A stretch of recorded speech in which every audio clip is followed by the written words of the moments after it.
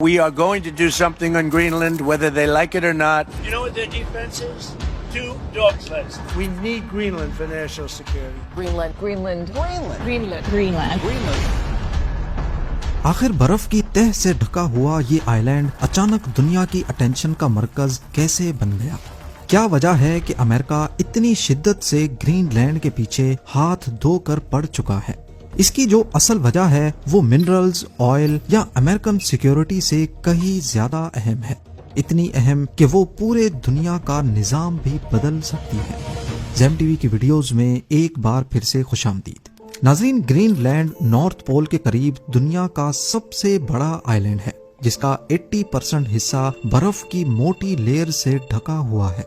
वैसे तो एरिया के हिसाब से ये सऊदी अरब, मेक्सिको और इंडोनेशिया से भी बड़ा है, लेकिन यहाँ रहने के काबिल इलाका इतना कम है कि पूरे ग्रीनलैंड में महज 57,000 लोग ही रहते हैं, वो भी साहिली पट्टी पर जहाँ बर्फ काफी कम है। टेम्परेचर की बात की जाए तो -30 डिग्री सेल्सियस यहाँ के लिए एक नॉर्मल बात है और नॉर्दर्न हिस्सों में तो -50 भी रोज का मामूल है। गर्मियां यहाँ सिर्फ इतनी देर के लिए ही आती हैं जितनी देर के लिए मिडिल ईस्ट में सर्दियां आती हैं, खींच खींच के 10 डिग्रीज, वो भी दिन की कड़कती धूप में। जिस ग्रीनलैंड में खून जमाने वाली ठंड हो, वो बर्फ का ढेर आज दुनिया की सुपर पावर्स के दरमियान एक कोल्ड वॉर का मरकज कैसे बन गया है? अमेरिकन प्रेसिडेंट डोनाल्ड ट्रंप तो यहाँ तक कह चुके हैं कि हमें किसी भी सूरत ग्रीनलैंड को अमेरिका का हिस्सा बनाना है, फिर चाहे इसमें मिलिट्री ऑपरेशन का सहारा ही क्यों ना लेना पड़े। सिर्फ एक मर्तबा नहीं, ट्रंप ने बार बार ग्रीनलैंड को पाने की ख्वाहिश की है और ट्रंप की इसी जिद ने जियोपॉलिटिक्स एक्सपर्ट्स को फिक्रमंद कर रखा है। ग्रीनलैंड नॉर्थ अमेरिकन कॉन्टिनेंट का एक हिस्सा जरूर है, लेकिन पॉलिटिकली ये किंगडम ऑफ डेनमार्क के कंट्रोल में आने वाला एक ऑटोनोमस रीजन है। डोनाल्ड ट्रंप की ख्वाहिश है कि ये यूनाइटेड स्टेट्स ऑफ अमेरिका का हिस्सा बन जाए, लेकिन आपको ये बात भी बताता चलूं कि ट्रंप वो पहले शख्स नहीं है जिन्होंने ऐसी ख्वाहिश जाहिर की हो। अमेरिका ने ग्रीनलैंड को हमेशा अपनी नेशनल सिक्योरिटी का एक लाजमी हिस्सा समझा है। 1867 तक अलास्का भी रशिया का हिस्सा होता था और फिर अमेरिका ने उसको महज 2 सेंट्स पर एकड़ के हिसाब से खरीद लिया, क्योंकि अमेरिका शुरू से ही आर्कटिक रीजन में अपनी हुक्मरानी कायम रखना चाहता है। उस वक्त पहली बार ग्रीनलैंड और आइसलैंड को भी खरीदने की कोशिश की गई थी, लेकिन अमेरिकन कांग्रेस ने इस प्लान को मजाक में उड़ा दिया। इसके बाद साल 1910 में यूएस प्रेसिडेंट विलियम होवर्ड थॉफ्ट ने ग्रीनलैंड को हासिल करने की कोशिश की, लेकिन इस बार भी नाकामी मिली। इसके बाद असल मोड़ तब आया जब वर्ल्ड वॉर 2 में जर्मन्स ने डेनमार्क पर कब्जा कर लिया। इस मौके पर अमेरिका ने ग्रीनलैंड की सिक्योरिटी अपने हाथ में ले ली ताकि नाज़ी फोर्सेस वहां अपनी बेसेस ना बना सकें। जंग खत्म होने के बाद 1946 में अमेरिकन प्रेसिडेंट हैरी ट्रूमैन ने डेनमार्क को $100 मिलियन का गोल्ड ऑफर किया और इसके बदले ग्रीनलैंड मांग लिया। डेनमार्क ने उस वक्त भी जमीन बेचने से इनकार किया, पर अमेरिका को इतनी इजाजत दे दी कि वो वहां अपनी मिलिट्री बेसेस बना ले। यूं एक बात तो क्लियर है कि डोनाल्ड ट्रंप का तरीका जरूर गलत है, लेकिन वो पहले यूएस प्रेसिडेंट नहीं जो ग्रीनलैंड को पाने की कोशिश कर रहे हैं। देखा जाए तो ट्रंप के इस सख्त लहजे के पीछे कई वजूहात मालूम होती हैं। वेनेजुएला के प्रेसिडेंट निकोलस मेडुरो की गिरफ्तारी और वहां कब्जा करने के बाद उन्होंने ग्रीनलैंड पर अपना दबाव मजीद बढ़ा दिया है। इसकी एक वजह तो है नेशनल सिक्योरिटी। देखा जाए तो ग्रीनलैंड की आर्कटिक में लोकेशन कुछ ऐसी है कि वो रशिया और अमेरिका के बिल्कुल सेंटर में मौजूद है।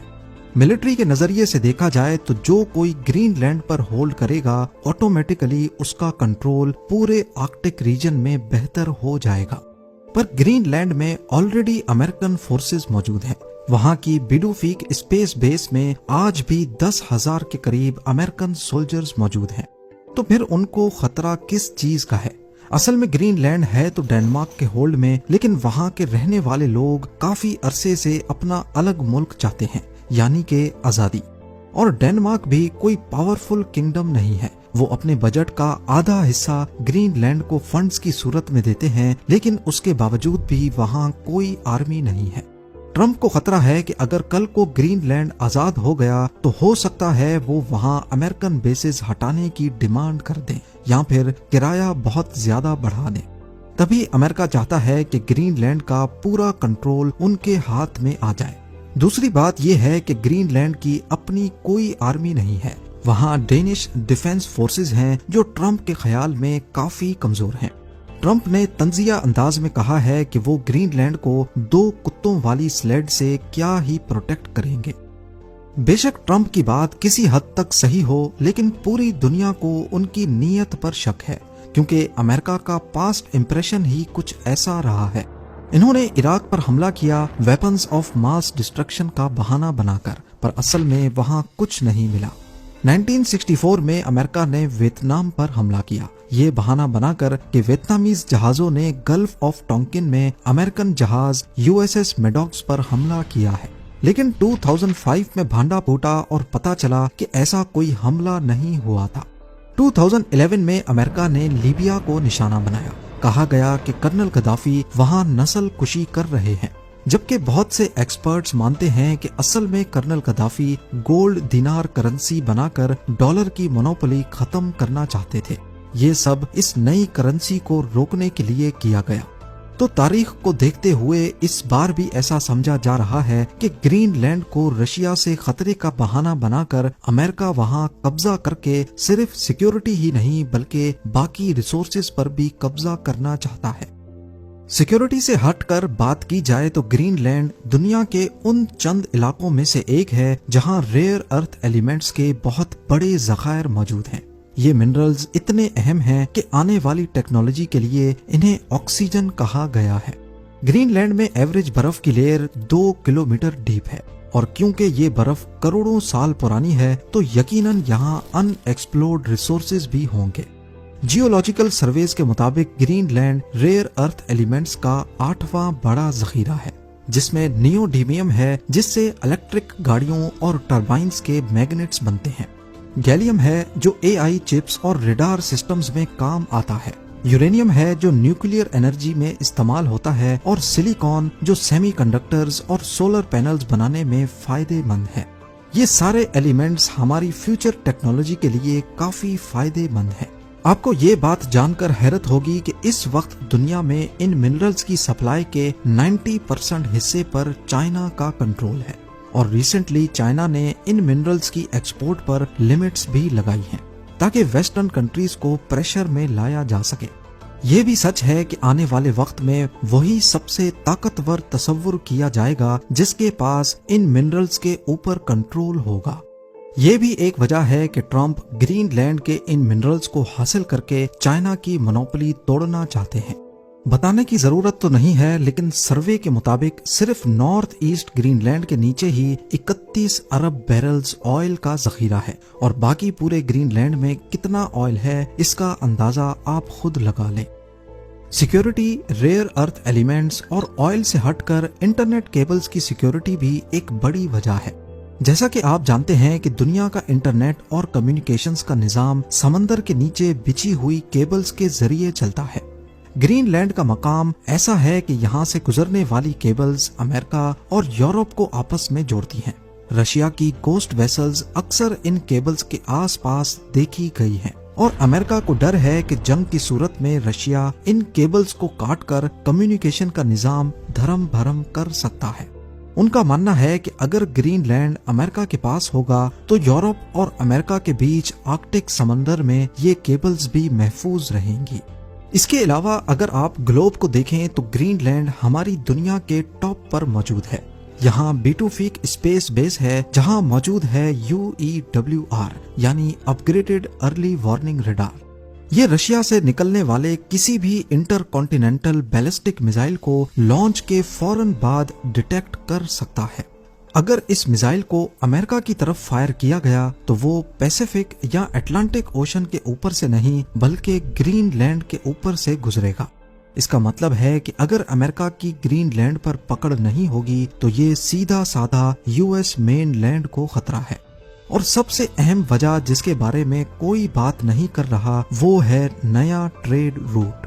صدیوں سے انسان ایک ایسے راستے کی تلاش میں ہے جو یورپ اور ایشیا کو جلد از جلد ملا سکے۔ پرانے زمانے میں بحری جہازوں کو پورے افریقہ یا ساؤتھ امریکہ کا چکر کاٹ کر جانا پڑتا تھا، پھر سوئز اور پیناما کینال بنائے گئے جس سے مہینوں کا سفر ہفتوں میں بدل گیا، لیکن آرکٹک اوشن کا راستہ ہمیشہ برف سے بند رہا اور یہ راستہ کارگو شپس کے لیے کراس کرنا ناممکن سمجھا جاتا تھا۔ اب گلوبل وارمنگ کی وجہ سے آرکٹک کی وہ صدیوں پرانی سخت برف آہستہ آہستہ پگھل رہی ہے۔ اس سے ایک نیا سمندری راستہ نکلتا ہوا دکھ رہا ہے جسے نارتھ ویسٹ پیسیج کہتے ہیں۔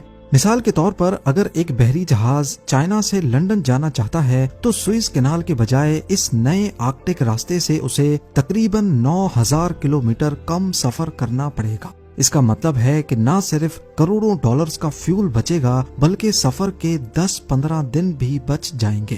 تو اصل میں یہ معاملہ صرف گرین لینڈ کا نہیں بلکہ اس نئے راستے کو کنٹرول کرنے کا بھی ہے۔ جو ملک اس راستے کو کنٹرول کرے گا وہ دنیا کی گلوبل ٹریڈ کا گیٹ کیپر کہلائے گا۔ رشیا کے پاس آلریڈی دنیا کا سب سے بڑا آرکٹک اوشن کا ساحل ہے اور وہ اپنے راستے پر ٹیکس لگانا چاہتا ہے۔ چائنا کی بات کی جائے تو وہ یہاں پولر سلک روڈ بنانا چاہتا ہے۔ اب امریکہ کو ڈر ہے کہ اگر وہ پیچھے رہ گیا تو دنیا کی گلوبل ٹریڈ کی چابی رشیا اور چائنا کے ہاتھ میں چلی جائے گی، جو کہ امریکہ کا ایک ڈراؤنا خواب ہے۔ دیکھا جائے تو گرین لینڈ اس پورے نئے راستے کی انٹرنس پر بیٹھا ہے۔ اگر امریکہ گرین لینڈ کا مالک بن جاتا ہے تو وہ اس نئے سمندری ہائی وے کے لیے ایک ٹول پلازا کا کام کرے گا، اور یہ وقت زیادہ دور بھی نہیں ہے۔ ایسٹیمیٹس کے مطابق آنے والے 10-20 سالوں میں برف مزید پگھل جائے گی اور shipping industry north west passage کا رخ کرنے لگے گی۔ پر اگر امریکہ نے گرین لینڈ حاصل کر لیا تو ایکسپرٹس کا ماننا ہے کہ یہ معاملہ گلوبل پالیٹکس میں ایک نئی جنگ کھڑی کر سکتا ہے۔ کیسے؟ ڈنمارک نیٹو کا ممبر ہے۔ ڈنمارک کی پرائم منسٹر نے صاف صاف کہا ہے کہ اگر امریکہ نے زبردستی گرین لینڈ پر قبضہ کرنے کی کوشش کی تو یہ نیٹو کا خاتمہ ہوگا۔ نیٹو کا بنیادی اصول ہے کہ ایک الائی پر حملہ سب پر حملہ تصور ہوگا۔ اگر امریکہ اپنے ہی الائے ڈنمارک کے علاقے پر قبضہ کرتا ہے تو نیٹو الائیز آپس میں ہی لڑ سکتے ہیں۔ اگر ٹرمپ اپنی ضد میں کامیاب ہو جاتے ہیں اور گرین لینڈ کسی نہ کسی طرح امریکہ کے کنٹرول میں آ جاتا ہے تو دنیا پر اس کے اثرات انتہائی سنگین ہوں گے۔ پہلا، امریکہ دنیا کا واحد آرکٹک سپریم لیڈر بن جائے گا۔ دوسرا، یورپ اور امریکہ کے درمیان موجود صدیوں پرانا بھروسہ ختم ہو جائے گا۔ تیسرا، امریکہ منرلز کا بے تاج بادشاہ بن سکتا ہے جس سے چائنا کو شدید دھچکا پہنچے گا۔ چوتھا، گرین لینڈ میں مائننگ وہاں کے ایکو سسٹم کو بدل سکتی ہے جس کے اثرات پوری دنیا کو بھگتنا پڑ سکتے ہیں۔ اور پانچواں یہ کہ وہاں کے مقامی لوگ اپنی صدیوں پرانی تہذیب اور آزادی کھو دیں گے۔ آرکٹک کی پگھلتی ہوئی برف جہاں نئے راستے کھول رہی ہے وہاں دنیا کے لیے نئے خطرات بھی پیدا کر رہی ہے، اور اگر ایسا ہو گیا تو ورلڈ وار 1 اور 2 کے جیسے دنیا میں ایک نیا مائنڈ سیٹ کھڑا ہو جائے گا کہ جو بھی طاقتور ہے وہ کمزور پر حملہ کر کے اس پر قبضہ کر لے۔ یہ کہنا بھی غلط نہیں کہ گرین لینڈ کا جو بھی فیصلہ ہوگا وہ پوری دنیا میں آنے والے 100 سالوں کا فیصلہ ہوگا۔ اب یہ امن کا فیصلہ ہوگا یا پھر ورلڈ وار 3 کا، یہ تو وقت ہی بتائے گا۔ امید ہے زیم ٹی وی کی یہ ویڈیو بھی آپ لوگ بھرپور لائک اور شیئر کریں گے۔ آپ لوگوں کے پیار بھرے کامنٹس کا بے حد شکریہ۔ ملتے ہیں اگلی شاندار ویڈیو میں۔